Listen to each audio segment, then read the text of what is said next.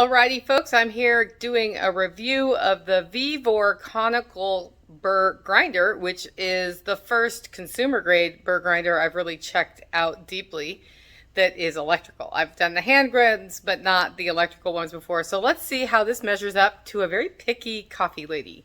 All right, so there it is. And let's start with form factor and size. So this is a very simple design. It's almost like two of those little round whirling kinds of grinders next to each other. That's how much space it takes up. You could definitely fit this in a cabinet.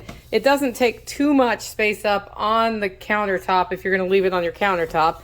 I won't. I'll end up putting it away. Does it feel durable? Yes. So that's like this is where the grounds go. That comes out really easily, goes in and out easily. It feels quite durable.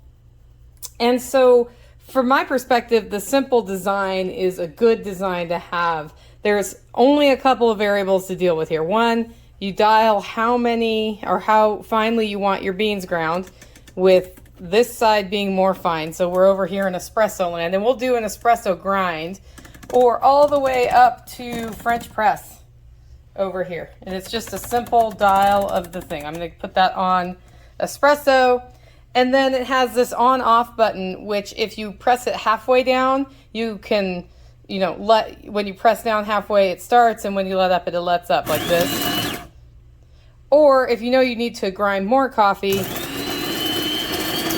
it toggles on and off, and that's it. So let me grind some coffee, and we'll see what this looks like. This is the espresso grind coffee, and the thing about a burr grinder is it gives you more consistency of size in the grind, and this does deliver on that. You'll see some of those lighter specs are the outer hull of the coffee bean. That's pretty standard. It's the chaff has come off, but there's some lighter weight stuff that isn't really germane to this conversation, but it is there, so I'm pointing it out.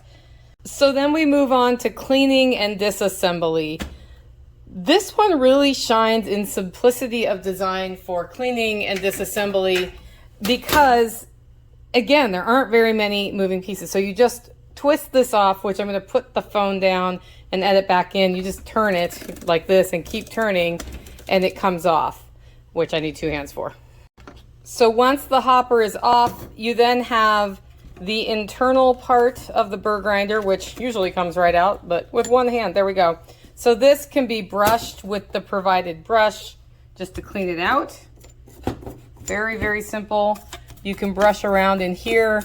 I find for this part, you'll see there's a little bit of debris in there. You just turn it upside down and shake. Some of us do this over the sink. Or if you let your grinder go longer, there wouldn't be as much of that stuff in there. I usually give it a blow. Which brings us to the next step, which is reassembly. And this is where it's not super clear in the manual, but there is a trick you need to know. If you look at this grinder, or the burr here, there's that tab, and there are several of them.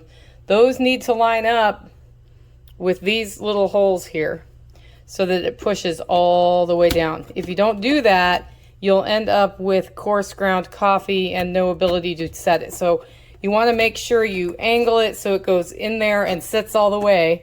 And then this just, snaps back on pretty easily. Not as easily as with one hand, but it goes on, and just, you can dial your coffee again. So if you ever put it on and find yourself getting only a coarse grind, make sure that outer conical burr has lined up properly and is seated properly. And that's literally all you need to know. Overall, this grinder is a good choice for the money at only 46 bucks. You can grab yours at my affiliate link below, or use the coupon code VVPROMO for an additional 5% off. That's on top of whatever sale price they have. All in all, I like the grinder, and I'll be using it for a while. We'll see how long she lasts, right? Ooh, look.